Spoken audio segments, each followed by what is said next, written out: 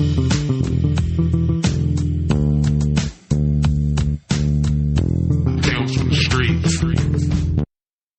back, everybody. Tonight, I get to talk with both of my children. It's the first time I've done one with 3 people in the same room. And these are my babies. And although they hate that now because they're older, but we don't really have a game plan. We're just going to kind of see where this goes. And Alex, say hello. Hello. Why Back did I again. stroke? Yeah, stroke. Yeah, of course it's stroking now. My baby, say hello. Hello. Hello. Yeah, that's crazy. So we were talking about memories that we have, and one of the ones was the story that we talked about, Alina and I talked about, where Alec, I don't remember how old you were, 7? I was 7. And you domed yourself off the fucking windowsill. Yep. And had to get staples in your head. Yeah, I did. But now we have first person perspective, so go ahead. Yeah, so I was jumping on the bed as a 7-year-old does. Yep. And so mom sees me jumping on the bed. She says, Alec, you're going to hurt yourself. And, we were running down the hallway and jumping on the bed. Yeah, sprint. Oh, yeah. I was jumping on the bed, but that is how I bust my head. It wasn't just jumping. It's because I like to run and sprint and slide on the bed. Mm-hmm. And it just so happened my pillow is right next to the corner of a marble windowsill. So I kept doing that. Mom was like, you're going to hurt yourself doing that. Sure shit, 10 seconds later, I said, no, I won't. Smashed my head off the windowsill. Yep. And at first I thought I just had a bump on my head, so I was just covering my head and everyone was laughing. I told you, it was like, haha. I was just like, man, that hurt. And I'm just sitting on top of the bed laughing, and then all of a sudden I see blood go drip, drip, drip. And the haha, I hurt my head went just to me straight panicking. No, you started crying, and then you went, Mom, I'm dying. Listen, I was 7, and there's blood coming out of my head. Yeah. Exactly. It's a pretty understandable reaction. It affects the man. But do you want to tell them what you did? So we were running down the hallway onto our beds. Obviously Mom was like, you guys are going to hurt yourself. Like, stop. And we're like, just one more. Because, yeah, we're done. Yeah. And Alec had a higher up bed because he was older than me. So he had, run and jump. And mine was, on the floor, kind of. Mm-hmm. So we ran and he slid. He missed his pillowcase and hit the marble corner. And then, he, started, rubbing his head. And he, had blood on his fingers. And he looks at me and Mom, starts crying and goes, I'm dying. And then, we, spring into action, and we have to, go to the emergency room and stuff. Well, Mom looked at it first, she's like, oh, it can't be that bad. Maybe thinking I just cut my head a little bit. Yeah. And then when I really started panicking, where she looked, she's like, oh, no. I was like, oh, shit. Do you guys remember what I was doing? Did you ever get that? I think Mom called you twice, which the rule was if it's a double call, it's an emergency. Yeah. And weren't you in the middle of arresting someone? So you had, your knee on their back while cuffing them with... It was a group fight. There was probably 15 people getting arrested all at one time. Oh, shit. And yeah, I had just got done scuffling with an individual who didn't want to go to jail. Mm-hmm. And so, yeah, I had him on the ground in the process of handcuffing him and got the double call. And I finished handcuffing and I'm like, yeah, what's going on? Alec just busted his head open. He needs stitches. We're going to the emergency room. I said, give me 2 minutes. I'll call you when I'm in the car. I flagged another deputy. I said, take over. Got into the patrol car, 90 miles an hour, calling my sergeant saying, this is what's happening. I'll keep you posted. That's what was happening. Oh, my God. Yeah, exactly. And one of my vivid memories, so we get to the ER, right? And I'm sitting there in the waiting room with a towel over my head. And then there's a guy right across from me, and he has stitches from all across his neck. Jesus. From literally covering the entire circumference of his neck. Oh. And he just looks at me. He's like, what happened to you, buddy?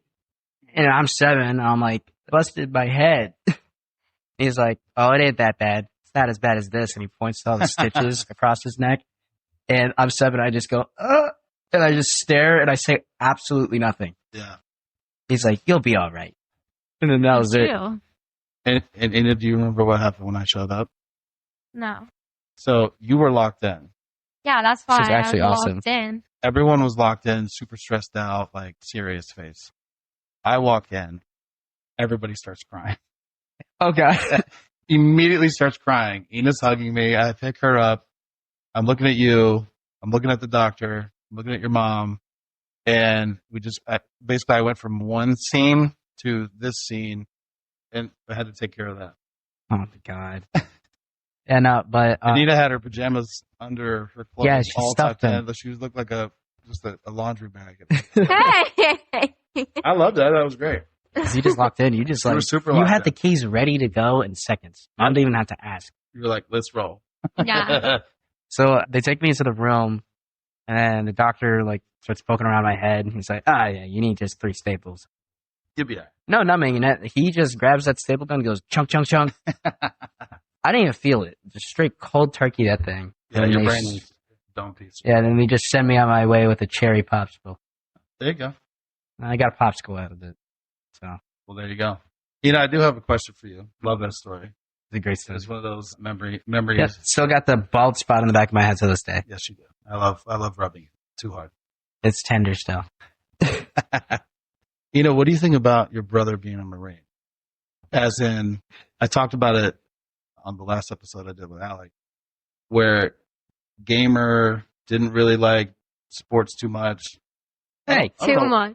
Did you like them? Senior year, I rocked. I was team captain. Senior year, I'm saying prior to that, though. Well, actually, we didn't even talk about that on the other episode. Ah, yeah. We didn't even talk about how you changed. It's because Go ahead. it's because of the sports program in our school was horrendous. Yeah.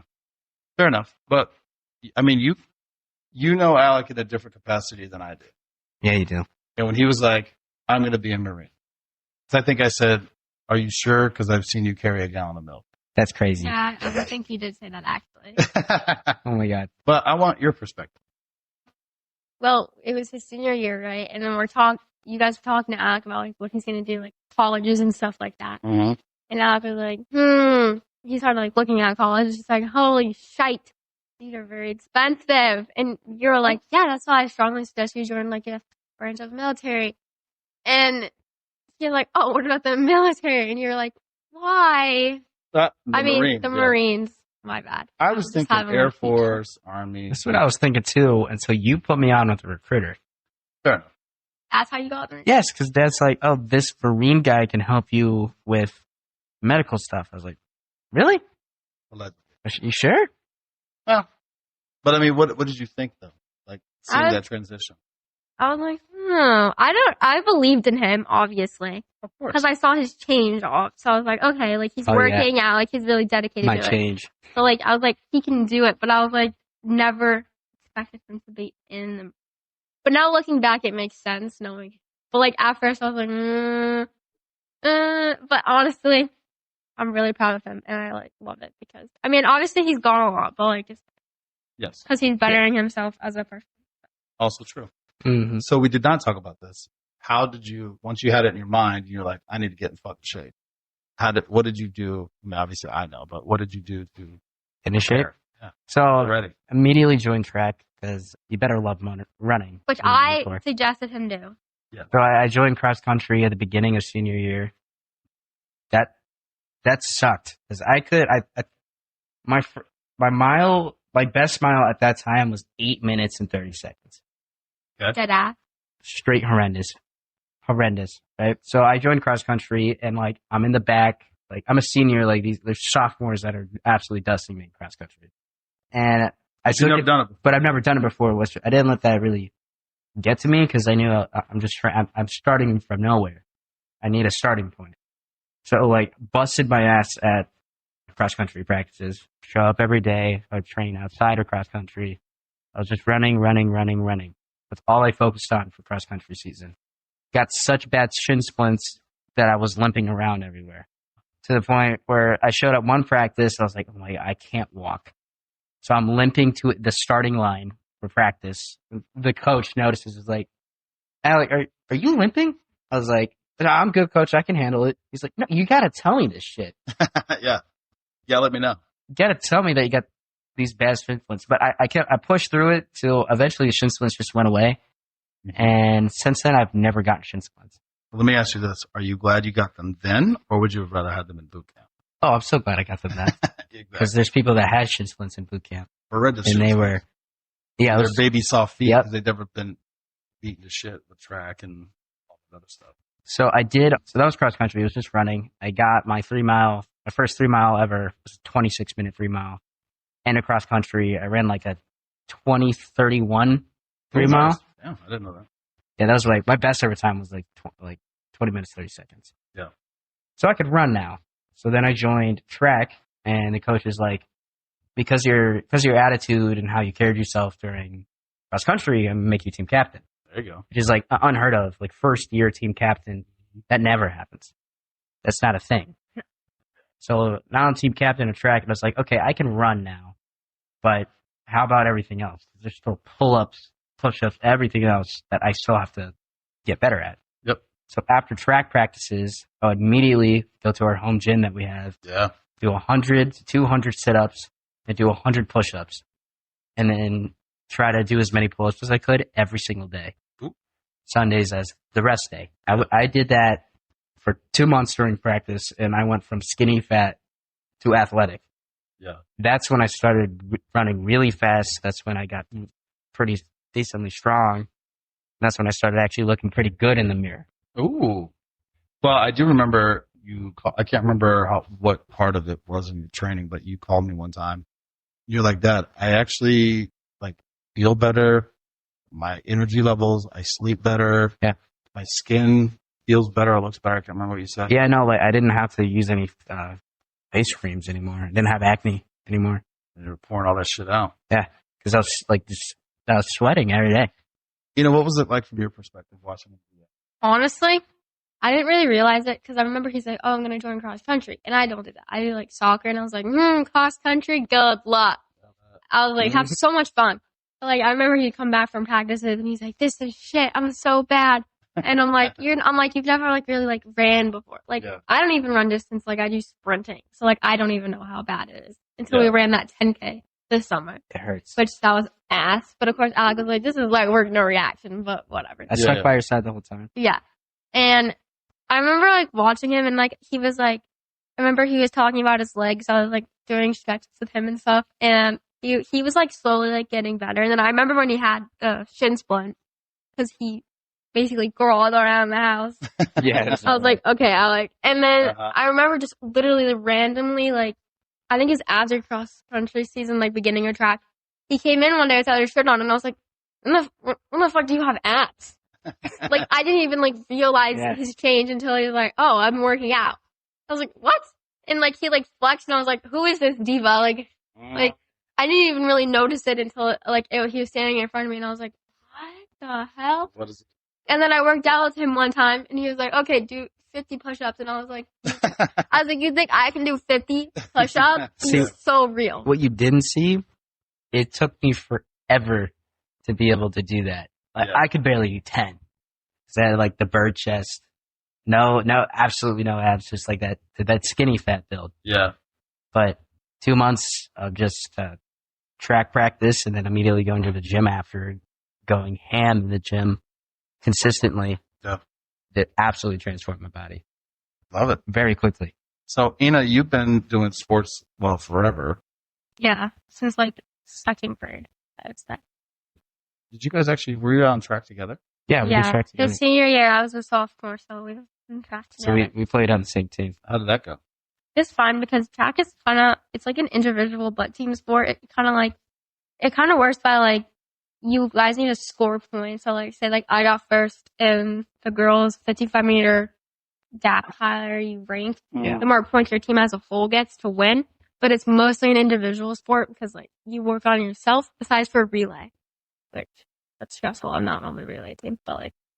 Yes, gotcha. But I remember watching Alec run the 2 mile, and I was like, "Oh, he's gonna die." That was my first ever race that they put me in. Was the 2 mile. It was the worst race I've ever ran, ever. I ran it in 13 minutes, which is awful for the 2 mile. I was dead last. My body hurt. I couldn't breathe because it was indoors. Yeah. So the air is super fucking dry. Yeah. So the reason why my coaches put me in there, they just wanted to see my baseline. Yeah. So after that, they put me in the mile, And then for quite a bit, I did the 800 a lot. And oh my God, I hate that race. There was one 800 I ran, and everyone stared at me while I did. So I run through the finish line, but I keep running straight to the bathroom to puke my brains out. Yeah, I remember I was like, someone gonna check on Alec. He doesn't look okay, because it was an indoor you were in that, right? Yep, it was indoor. It was so bad. But once we got to outdoor track, at that point, I was very, very athletic. Yeah. I was trained. Because like I did like the PT sessions as like a poolee, which I came in first for all those training events. So like whenever we had to do the 1.5 miles first, like even pull-ups first, plank almost perfect. I couldn't hold a perfect plank yet, but I was getting there. Got it. But I was rocking it. At that point, I started feeling really good, and at least a little bit confident that I could actually do this. I'm going to switch gears a little bit. I'm going to ask you guys, because I'm now remembering COVID and when COVID hit. Oh my God, the workout. Well, not just the workouts, but you guys were supposed to be in a play together. It was a really big deal. And I was very excited. The Shrek play. And then 2 weeks before that, they shut everything down. Yeah, you told me to do that. Yeah, you told me to do theater. I thought it would be great. It's going to work on my public speaking. It was actual bullshit, though. He literally never does anything, and I'm in this play, and I'm like, oh, Alec, like, you should do it with me. He's like, nah, I don't want to. I'm like, no, you should. He gets the lead fucking role, bro. I get lead role. I get guard number 2. She got guard number 2. No, that shit was actually ass, I get bro. a lead role my first ever time trying it out. And like, I still remember the director was like, where have you been in my life? Oh. I was like, wow. Got him. Because apparently and I could everyone sing. was excited to see Alec. They're like, we're gonna go fly down to see Alec. And I'm like, Lena's guard number 2. Like, I'm Guard important. number 2's fire though. No one cared, though. Choreography. Okay. So it was my first ever time acting, and now I have a lead role that I got to figure out. So I did it. I mean, I memorized the whole script as you're supposed to. I started like putting my own spin on it, like, and then He was donkey, by the way. I was Donkey, and my best friend at the time was Shrek, so it was golden. But COVID hits, and like our director does his absolute best to try to figure out a day to actually try to put it on. Keeps getting postponed, and then it just gets canceled, and we can't do it anymore. Well, you guys got to at least practice together and see it. Was it at least fun when you were doing it together? Yeah. Absolutely. You guys make each other laugh. I was especially like watching, because they would watch like anyone that had like a lead role. Everyone else would like watch them do it because like we had a lot of scenes, obviously. Yeah. And just watching Ina stare at me while I'm trying to be Donkey With rage. just like shaking her Rage head. and support. Mhm. Yeah, I was guard number 2 and a Duloc dancer. Bruh. Eat. Bruh. You would have crushed it. It's just I weird would have. because like the only extracurriculars I would do before that was like band. Band was it. Yeah. That's all I did Yeah. because I was good at it. Yeah. I was very good at it. Like I played saxophone for 6 years. I mean, I was just the band nerd theater kid. I loved it. And actually, we're going to switch gears back to COVID in a second. But Alec, I can't remember how old you were. You're like, I want to make some money. And I'm like, just try playing music, whatever. Like background music. And you started doing it. And you were getting like $100 an hour. And I'm like, nope, that's too much money. Yeah. You need to go like clean toilets or some shit. Like, do you remember that? So I did, yeah, because you're like, go play background music, thinking it would be like a little. So Yeah, whatever. I started making bank. Yeah, you did. It was fucking insane. You even played a fucking wedding? I played a something? wedding. Yeah. I played at a wedding and a Oh my restaurant. God, you did do a wedding. I did play a wedding. Yeah, see? What the hell? Yeah. So, I guess Did they all love you? they loved me, yeah. I mean, I was some young kid. How old were you? I'm trying to remember. When I did the 15, wedding? 16? I was 15. Yeah, they paid you like $500. Yeah. So anyway, yeah, you can make money playing background music. But then I realized that when I did those gigs, like they have no clue if I'm actually playing right or not. No, they don't. So I just would make shit up. Yeah. So I'll just put like a background track with different like keys, and I would just play those notes randomly. Alex. Improvised it, and then, Bro. but they loved it. They though. loved it. And then like Nothing but positive feedback for everywhere you played. I'm like, And then when I'm happy. Oh, but when I would get tired, I'd just play my keyboard. And I'd just play chords over and over again. She'll loved it. Oh yeah. By the way, I made the intro to this podcast. That's my voice. I'm sorry. We all did. We all did. What did Who you put do? that beat down? I put that beat down. No, Dad did. You said, Dad, Oh, click the keyboard, and you went, You're like, oh, wait. Why is that actually fire? Yeah, the piano, because you were just messing around, and then I was listening to it. I was like, wait a minute, I can actually make this work. So I set up the drum beat, and I put a bass line on it. So it was a collaborative effort. And it turned out pretty good. I mean, I'm not saying I'm like... But Ina wanted to be involved with it. So she's as she should. She's the voice that you hear. But my voice is 30 times Obviously, deeper. I pitched it down and like I messed with it. I love it. But it's my voice. But so yes, that's the intro and outro. Yeah. And I don't give a shit. That's what it's always going to be. It's amazing. Yeah, I love it. I made that when I was like 13. Yeah, you did. It was great. But anyway, back to COVID.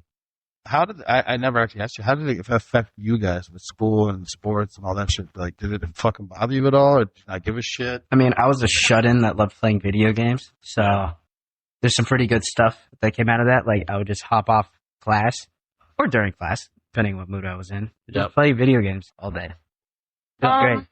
You know? I didn't mind it. I was just mostly mad that, like, you couldn't do anything and you just had to be home. Yeah. But I would say it did affect us in school, or at least me, because, like, teachers will be teaching us something, and they're like my COVID happened when I was in 6th grade, so they're like, you should learn this, like, in 6th grade. And we're like, COVID. We didn't. And they're like, oh, that was your COVID year, so we have to skip that. So, like, we have this, like, gap of learning. We did have a gap of learning, and it definitely, once we got back into school, 100% affected like, mostly math for me, because, like, you build off of it. So I got into, like, there's like Algebra 2 honors. Yeah. And there's like stuff from Algebra 1 that we never learned. You skipped Algebra 1? Well, I was in Algebra 1 8th grade because I was kind of smart. Oh, you're one of those. Yes, I was one of those kids. Yeah. Band and high honors. Come on. There you go. Don't. Do you feel like it's hindered you now? Or no, I'm chilling now. But we also have the World Wide Web now. So it's like, if I don't know something, I look up a video. Yeah, we just looked it up. Fair enough. But, like, back then it was like, yeah. Turns out there's knowledge on the internet. Who knew? Well, so, again, we're just going to kind of rapid fire these things. So I've asked you both individually, but you're both together now. It's something I've started thinking about now because you guys were already around when I went into law enforcement. And I went from being 9 to 5 corporate dad, I guess, to sporadic, working all the time. And you guys were with me through Hillsborough, State Police, Secret Service. And I always wondered what you guys thought about those transitions and what you felt like in the moment and then what you think about it now. I mean, obviously when I was like, hey, my dad's a cop, right? I had pride in saying that. Mm-hmm. I loved talking about what you did to my buddies or people that just had random questions. Yep. And then when you did like the federal agent stuff, that was really cool. Mm-hmm. Like, not feel like, you have like random kids I never talked to because you came in for a career day. Oh yeah. And like, they'd be like, is your dad James Bond? Pretty. And I know in my brain, you're just standing post for 12 hours. I was like, yeah, sure. Totally. Yeah. But, it was just cool that I got to brag about you a little bit. And then obviously when they would see your size, they're like, wow, your dad could beat my dad in a fight. Got him. What about you, baby? I don't remember you being a corporate dad because I think I was too little. Yeah, you were. So I only remember you in like law enforcement. But I mean, I guess since I was used to it, it was fun. And I liked telling people that who you were in that because they were like, oh my God, your dad's a spy. And I was like, yeah, you definitely can't hear his knee crack from 1 mile away. But he is a spy. And everyone thought you were so cool and stuff. So I was like, I took a lot of pride in it as well. Obviously, I didn't like how like much you were gone, but I knew it was for like a good cause and stuff. And I always felt safe around you, and I still do. What did you guys think about when I started traveling around the world? Because that was new for me too. You got to understand, like, I'm experiencing these things for the first time as well. And most of the time, I'm just either so tired or so busy. It's not until now, recently, actually, that I've even started thinking about how that affects. Yes. So you sent us photos of like all the places you've been, and my favorite photo of you is when you were in Japan and you had this gallon beer mug in front of you, And all they would say to you, you told me, is like, for big guy. Yes. Well, I'll give you that story. So there's a British expat restaurant. I can't remember exactly what it's called, but everyone just knows where it's at. Every time you go to Japan, everybody goes there. We have the big dinner there. And it's beers and all these food. It's great. It's a fucking great time. And we have liter beer glasses, and I was jokingly saying, hey, these mugs are too small. Don't you have any bigger mugs? Joking. Everyone laughs. The owner goes, Yeah, we do. wait a second. I'll be right back. He brings out this gallon mug, and everyone laughs and ha ha ha ha. And out of spite, I drink all of it. Yeah, you do that a lot. It was a terrible idea. Yeah, you do a lot of things out of spite. Yeah. Spite ninja kicks in. Yep. So, yes. I went from having a really fun, festive night to I finished that, and I went back to the hotel room and I slept because I was done. Yep. But that's how that went. That's so great. But everybody loved it. What about you, baby? I was jealous of it. You were jealous? Yeah, because I wanted to travel the world too. Yeah. I thought it was so cool. Like when you send the pictures, I was like, oh my god, I want to be there. But yeah. Well, let me ask you this. In the sense that, because again, you guys grew up in a small town. Did it say, oh, there's other shit out there? I'm trying to put a positive spin on it, not just all negative, but it's like, oh, I want to go travel. I'm going to expand my horizon, expand my world. Yeah, especially after I went to Paris too. Yeah. I was like, wow, there's so much more out here. And when I came back to our tiny town, I was like, freak all you guys. I don't need this. I was like, I was like, there's so much more out here than this tiny town. It kind of gave me a better mindset about it. Did you enjoy your time in Paris? I did a lot. I love the croissants. They're very good. The croissants. Yeah. So once I joined the Marine Corps, and then I came back to town, and I saw classmates and buddies all still there. Yeah. Just still hanging around and doing whatever job they were doing in the small town. Just how closed-minded they were. They just absolutely refuse to accept that there's other stuff out there. And that it might be worth the suffering and the pain and the struggle to achieve those. Yep. It's if it took any effort, it's not worth it. That's their mentality. Yeah. Obviously, my grade's about to graduate. We're juniors right now, and we're halfway through. So everyone's thinking about colleges and stuff. And I'm like, oh yeah, I don't want to our school is also not helpful. They do a lot of things where it's go to community college around an hour or 30 minutes away from home. So they're not very helpful with that. So every kid's take this class. And it's kind of stupid though, because it's either an AP class, a class for a college around where we live, or a CP class. And I'm like, okay, that's kind of not fair. So I usually take either the AP class or the CP class. And people are like, why are you doing this? This is good for your future. And I'm like, well, I don't want to go to school around here. And they're like, why wouldn't you want to go to school in Maine? And I'm like, I don't want to go to the 13th grade with all of you guys. Yeah, we would call it the 13th grade. So half my class went to the community college that's basically right next to the school. Yep. And the nickname for it is 13th grade. Fair enough. Again, this is a podcast that gets broadcast all over. Nothing against community college. Yes. Nothing against college in general. No, college is college. I'm happy for my buddies that went and stuff. I'll never poo-poo on them. No, but what I'm saying is, when you asked me 5 years, maybe 10 years ago, college is the way. It's the only way. It's the way you change your social status, all these things. I don't feel that way anymore. I think it's unfair to expect there's some kids that grow up, they know exactly what they want to be, and they do it, and they achieve it, and that's their career. Yeah. That's amazing. But I think it's unfair for the majority to say, hey, you got to figure this shit out at 18, and this is your career path. Yeah. On top of that, again, Maine being a very blue-collar state, which I fucking love, plumbing, electricity. Which we had classes at school. Fuck yeah, dude. You can come right out of high school. Already an apprentice. Make them $80,000 a year, no debt. Or you're a skill set that people actually value. Or if you really were committed to it and you did all the years and all the classes you could, you come out with a journeyman's license. Yeah. Which I find, so I've learned that when I was trying to find other employment outside of Secret Service, I don't have any skills. You think you do, but it's not really stuff that people fucking need. I don't know how to build anything. I don't know how to fix anything. I'm learning. I'm barely DIY efficient. And I find myself reaching out to people that have been either doing this for a long time or they group it away where they had to do it themselves. Yeah. So I'm a huge believer in obtaining some sort of fucking skill set. Absolutely. Yeah, that's what Which a lot of my buddies did. They did the programs in high school and they got their journeyman's license, and right out of high school they're working for a plumbing company or an HVAC company and making good money out the gate. Fucking right, buddy. So anyway, I've nothing against that.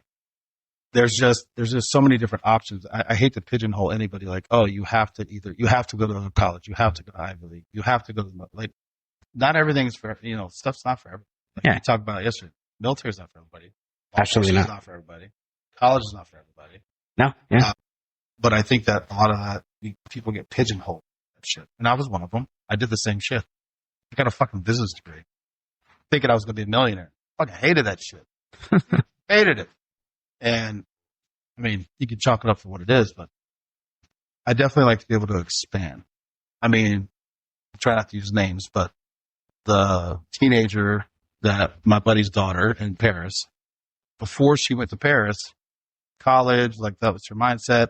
And then she was in Paris. She's like, oh, I'm going to be a fashion designer. Like, she started getting into that Parisian lifestyle. She did an internship in New York for 3 weeks. She's like, this shit fucking blows. I don't want to do this shit. Yeah. But it didn't destroy her. She's like, oh, I'm going to go do culinary school. Or she's like, for her, like, there's not one avenue that leads to success. Correct. There's not one thing that interests her. And I think that, I find that extremely helpful and beneficial. But there's people who grew up in the Midwest that they're generational farmers, and like they knew when they were born they were going to go farm. Yeah. We fucking need farmers. Like we need that shit. We need food. You need food. That's a hard lifestyle. Yeah, farming lifestyle is hard as hell. Fucking right. Fucking right. But I guess what I'm trying to, again, you guys are still young. You're still early in your career. I'm really in my career. You haven't started yours yet. But with me traveling so much and being gone so much, I'm hoping, I guess I'm trying to validate myself a little bit. Hopefully I've brought back some stuff saying like, look, there's a whole fucking world out here. Yeah. And how did that influence you? Because. Well, it definitely helped when I joined the Marine Corps because travel is part of it. I'm going to see parts of the world now. It's going to happen. I'm going to get deployed. Everyone gets deployed.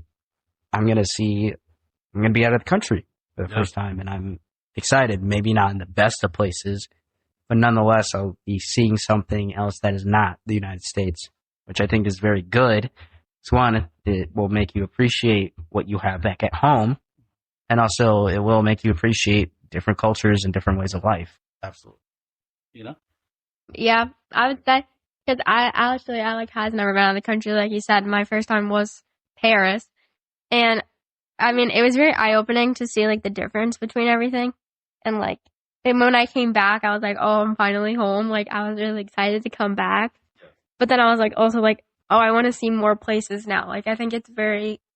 I know some people don't have the opportunity to travel a lot, but I think if you ever do, you should take it. Because it's definitely helps your mindset change, especially while you're, like, younger. Yeah, and I'll say this as well. I fucking love the United States. I've traveled almost all over the world. I've been to, I guess what you would call first world countries, third world countries, everything in between. So I've got to see it, and I'm thankful that I got to see it. But I will say, every time I came back, I'm like, thank God I can take a shower in a bathroom that fits me. Because in Europe, they don't give a shit about you. Everyone must be 5'5" there. I don't understand. Yeah. I could eat all the food, well, within reason. I don't have to worry about parasites. Yes, in your water and food. I can go to a grocery store. I don't worry about the cops trying to just straight rob me, because in other countries they can do that. They'll just take your shit. Hey, I like your shit. Give it to me. I like your watch. Give it to me. Yeah. And there ain't a fucking thing you can do about it. Mm-hmm. Africa for me was probably one of the most eye-opening. They're used to eating one meal a day. Yeah. Doesn't necessarily have to be breakfast, lunch, or dinner time. Just one meal a day. And that's why it's like breakfast, lunch, and dinner. All those meals that they served in the hotel were full, like rice, beans, soup, pizzas, like the whole. I'm like, who eats this shit for breakfast? Like, this is insane. They're like, this might be the only meal of the day. And so you come back and you're like, holy shit, this is a great place. Yes. Where you can make it. I'm trying to think. There's some other stuff. So like, again, in Africa, Africa and South America, actually, I've been in a few countries in South America. Both of them are similar in this story path. Everyone that worked in the military and law enforcement, or even because you would also get drivers, they would say, hey, how is it being in law enforcement in the United States or in the military? Because sometimes they don't really understand the difference. And I'm like, oh, I mean, it's fine. Yeah. You sign, you applied, you get in or whatever. They're like, well, how much did it cost you? I'm like, what do you mean cost me? No, they pay me to do this. They're like, what do you mean? But like for them, they didn't understand that. Yeah. In other countries, they have to fork over thousands of dollars just for the opportunity to get in. They might not even make it. Wow. They have to buy all their own gear. They don't get to travel, and they don't get paid that much. Jesus. In Africa, the drivers were getting paid $2 a day, U.S. for 12-hour days. Most of them slept in their car overnight and would be ready in the morning. That's crazy. South America, same thing. They're like, this is the best job you can get in this country. And they were making $400 to $500 a month. They were like, with this, I can feed my entire family. Wow. Yes. So when people are like, oh, fuck America, I hate America, I'm like, you have no idea. And most of them don't, because like you said, they've never been outside the country. You need to go see these countries and experience them, not just for a day or a flyover and don't just stay in the hotel. Go walk around, see what's up. Yeah. It's not what you think. I remember, I think it was Vietnam. We eat all our meals in the hotel because they're like, hey, you can't eat the food. Don't drink the water. Don't get ice in your drink if you're going to go out. Don't do it. And so, but we still wanted to go out and see. So we walked around the markets. They had animals that were skinned. Let's just put it this way. They're not what we typically eat here. Aren't they like wet markets? There's also wet markets. What is that? So a wet market is this place where you could buy exotic meats, but they're horrendously unsanitary. But I'm talking like dogs, cats, frogs, bats, mice, like rats. things that you don't usually get in the grocery store. Correct. They don't really have grocery. They don't. They don't. They don't understand. That doesn't exist. But again, they don't know. Yeah. They don't know what they don't know. And so people just shit on America. You see it. It's just, it blows my mind. I'm like, you've never been outside the fucking country. Or if you have, you're lying. Yeah. You're fucking lying. Can I say something? Go ahead. So, like, just one time, the thing that, like, really makes me mad nowadays is, like, one time we were doing our finals, so we, like, have different block ones. So, like, obviously the pledge goes off. No one stands for the fucking pledge anymore. And this one time, this girl almost crashed out. She didn't stand. And this one person was like, oh, like, why are you standing for the pledge? And she's like, I won't stand for a country that doesn't fucking like me. And she was, like, one of those, like, yeah. And, like, I was like, oh. I, like, crashed out. And, like, other countries, other people were like, oh, wow, why would I stand for the pledge? I already live here. That's respectful enough. There you go. I was like, oh, okay. And, like, after going to Alec, like, Marine graduation, I was like, you don't even know what these people go through to fight for our country. Like, it really bothered me. Actually, just brought up the point, son. Did you have anybody gain immigration status by joining? Yes. I'm a huge fan. If you don't live in the country and you join the military, and if you join the military, you can gain citizenship, which is amazing. And you could also gain citizenship for your family. Yeah, I'm all about it. Though. A quarter of my platoon was there, so they could get their family out of their country and bring them to the United States. Yes. So when I would talk to them, you're like, yo, I'm not only here to better myself, but I'm here to essentially save my family. Dude, and I love it, and I respect it. And, like, you know, that's a different motivation. I had nothing but respect for them. And they're 19, 18. Yeah. Doing this, like, just saving their families. I didn't even think to ask you that in the other one. Hey, think about this. We'll just phrase it this way because I don't want to speak for all of the United States. How many of your classmates could have made it through or would even have the desire or the maturity to think about something? I want to say little to none. Obviously, you always have those couple few. I was just like, absolutely, they could do it. But majority of my classmates, absolutely not. If anything required effort, they wouldn't do it. Yeah. And Marine Corps boot camp is hard as shit. Oh, yeah. It challenges you in every way possible. So they couldn't. That's not fair. They could not do it. There you go. And so that's what I'm trying to say. We're not talking about immigration or anything like that because these are all large scale issues. But it's like there's plenty of people around the world that want to be here so bad.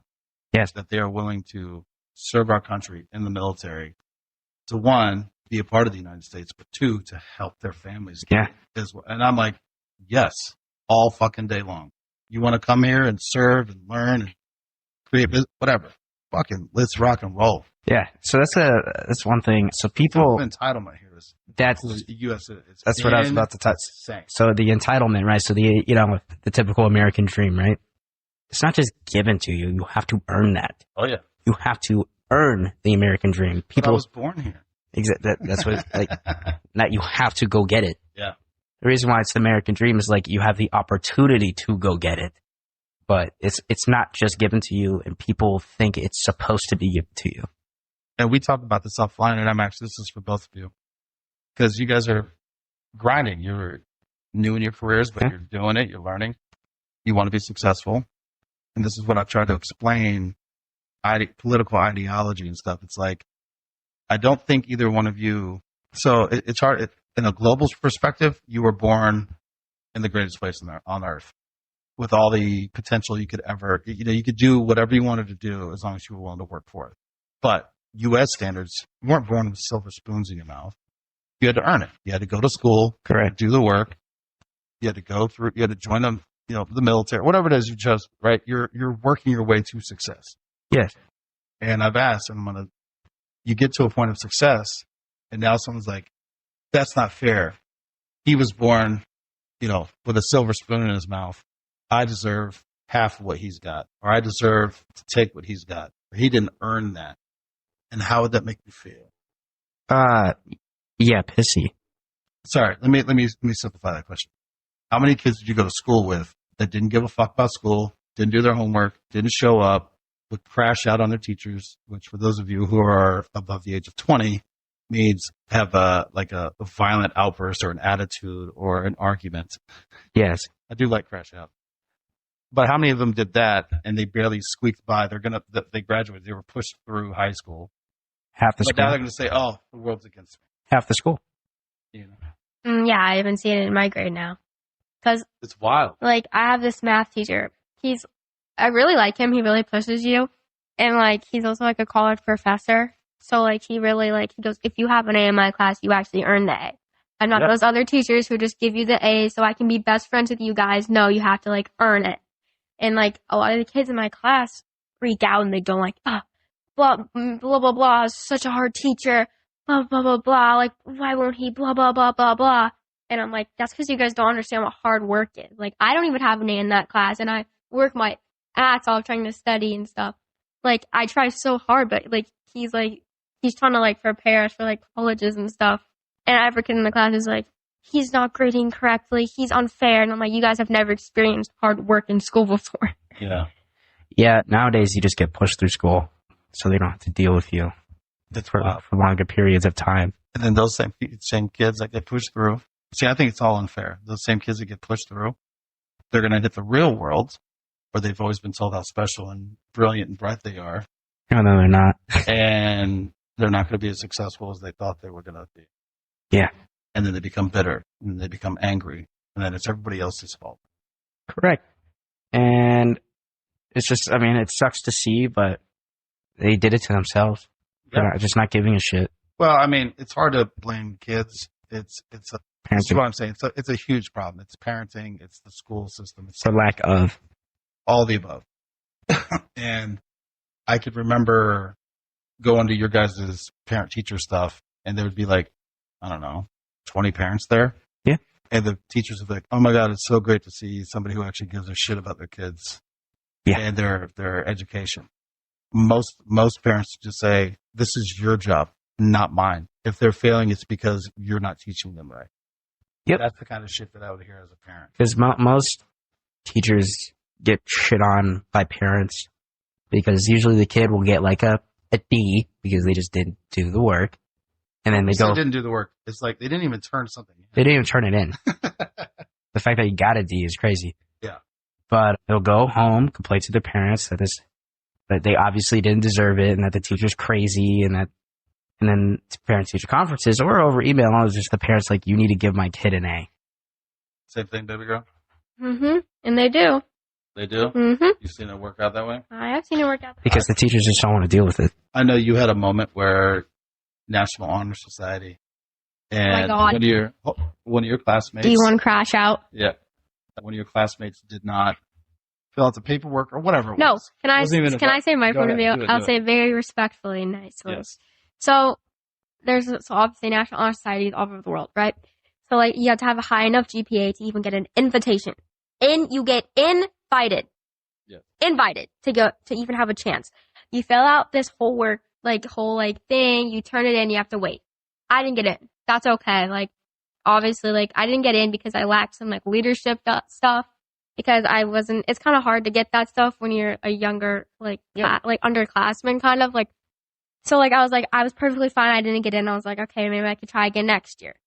But what really made me mad is I saw one girl in my class. We were talking about it in one of my AP classes, and they're like, "Oh, we were all filling out together like the NHS thing." And she's like, "I didn't get invited to that." And we're like, "Oh, then I guess maybe you didn't meet some of the qualifications to get invited." She's like, "That's bullshit."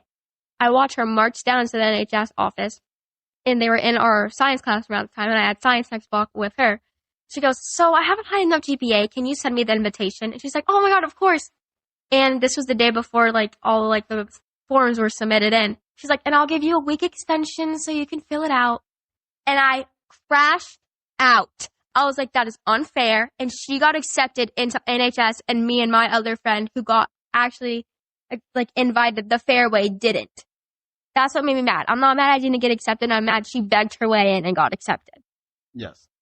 And I have my experiences with failure or not being able to get into something. Yep. So when I was at the police function, they saw my grades. They were like, "Hey, you can try out and try to submit an application for OCS. Try to go to officer candidate school just out the bat." So, I put in all the stuff that I could. I go to the OCS office in Boston, do the fitness test there. Didn't do terrible, but not the best. And didn't get accepted. I didn't have perfect fitness scores. I didn't have not enough leadership qualities because I joined sports last year, high school. I didn't have enough stuff. But it happens. Like, that means just be better. Like, not everything is given to you. Right. And you still went through with it anyway. And I still went through. I was like, okay, do second option. Yeah, fuck it. That's what I'm saying, and that's where I struggle. But again, I'm trying to explain these things, and as a parent, it's hard to see your kids not get what they want, what they strive for, what they're working for. But also, that's reality, right? Yes, it's the real world. You don't always get what you want, even if it's not fair, even if you should have got it, whatever, right? You can't let it just tear you down to the point where giving up on everything, right? Because you didn't get Honor Society or you didn't get OCS candidates. Wait, can I say another thing too? Go ahead. Another thing that pissed me off about it in our school for National Honor Society. So it's National Honors Society, right? Yeah. So you need to be in an honors class, right? No. It's a soft. No, it's not even. No, it's because our school is so fucked up for it. Half the people that got accepted into it have never been in an honors class before because I'm in all of them. Yeah. Half of them have never seen an honors class, and then they wear the shirts around. They don't deserve that shit. Sorry. It makes it seem less than. It's like, I don't even want to be part of the club then. If anyone can get in, I don't want to be in it. There you go. Yeah, what I learned, because I was in National Honor Society. Yes, I got in. I don't know how. I just did. Slow roast. Yeah, it's fine. It's not a humble brag, but. Oh, and I've never been invited back because I crashed out on the National Honor Society teacher. Well. I didn't know that. So, it's a popularity contest. Yeah. Because the majority of people that were in the National Honor Society were popular. And I didn't realize it till a little later that, like, I taught my best friend since 4th grade. Perfect as a 5.0, like, weighted GPA. Yeah. Perfect. He didn't get in because he wasn't popular. He didn't go out, but he would spend all this time just studying at home. Yeah. And I felt like he should have gotten it, but since he wasn't that known around the school, he didn't get it. He was also your valedictorian. He was also our valedictorian, and he wasn't in National Honor Society. But also, I think he'll be okay. Yeah, he's more than fine. He's doing aerospace engineering. And he got his whole school paid for because of academic scholarship. I think he'll be fine. I think he'll. No, but it's just the point. No, I get it. No, that was the point, right? Yeah. People just having to whine and beg their way to get something, even though they didn't earn it. No. Yeah. It's just annoying watching it happen. And I'm just like, and my other friend who like didn't get accepted either. She wasn't even mad. She didn't get accepted. She's like, yeah, I don't have enough like volunteer hours, stuff like that. And she's like, she also saw the girl beg her way and she was also mad. She's like, that's just not fair. Yeah. Ridiculous. Well, guys, we have some reverse seared steaks we got to go make. I wanted to Absolutely. get something down with all three of us because I love it. Yeah. It's awesome. We're on our way to Florida. That's right. Yes, we are. Kaiji. Kaiji. All right. I love you, son. I love you, my baby. Love you, Dad. Love you, Dad. Thank you, guys.